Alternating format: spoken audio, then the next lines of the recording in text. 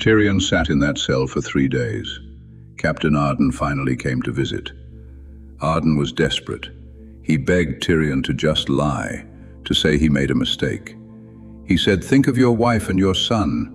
But Tirion knew that lying to save his skin would destroy the very honor he was trying to protect. The guards came and marched him out into the bright midday sun.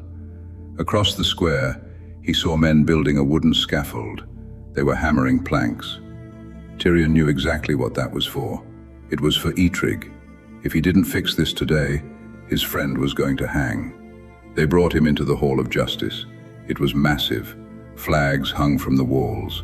The room was packed with people. Soldiers he had led, friends he had known. They all looked at him like he was a stranger. Then the jurors walked in. The most powerful men in the Alliance. Admiral Proudmoore, the Archmage Antonidas, Archbishop Fael, and young Prince Arthas. Tirion felt small sitting in that chair, judged by the very best of us. Finally, Uther the Lightbringer entered. He was a legend, the greatest paladin alive. He looked down at Tirion with deep sadness. He asked Tirion the only question that mattered. "How do you plead to the charge of treason?" The room went silent. Tirion didn't try to hide. He stood up and said simply, "I am guilty." The crowd gasped. They expected him to fight it, to make excuses, but Tirion just accepted it. He saw Arden in the crowd, looking devastated. Then came the witnesses. Stratholme spoke first. He hated doing it, you could tell. He called Tirion a man of honor, but admitted he saw the betrayal. Then Barthilas jumped up. He was eager. He told the court exactly how Tirion fought to save the beast. Uther asked if Tirion had any defense. Tirion told them the truth. He said, "The orc saved my life. I gave him my word." The crowd laughed at him. They couldn't believe a High Lord would make a deal with a monster. They didn't understand that honor isn't just for humans. Uther talked to the other judges. They nodded. Uther turned back to Tirion and offered him a way out. He said, "We will pardon you. Just say you were wrong. Break your oath to the orc, and you can go home to your family." It was so tempting. Tirion looked at Arden, begging him to take the deal.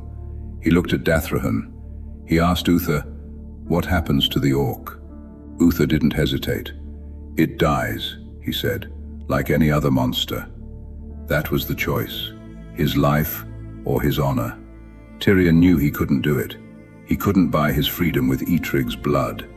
He looked Uther in the eye and said, "I am loyal to the Alliance, but I cannot break my oath." The courtroom exploded in anger. They screamed at him, spitting on the floor.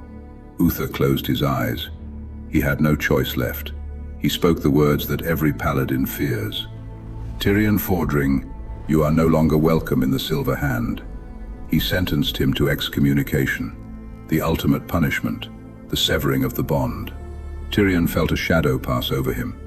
It wasn't just words, the holy light. It actually left him. The warmth, the strength he had known his whole life, it was just gone. He felt cold. He felt empty. It wasn't over. Uther ordered his men to strip Tirion of his rank, his lands, and his titles. He ordered him to be exiled. He was to be thrown out of the kingdom, forced to live in the wild like an animal. And worst of all, Barthilas was named the new governor of Hearthglen. As the guards dragged him away, Tirion asked one last question. "What about my family?"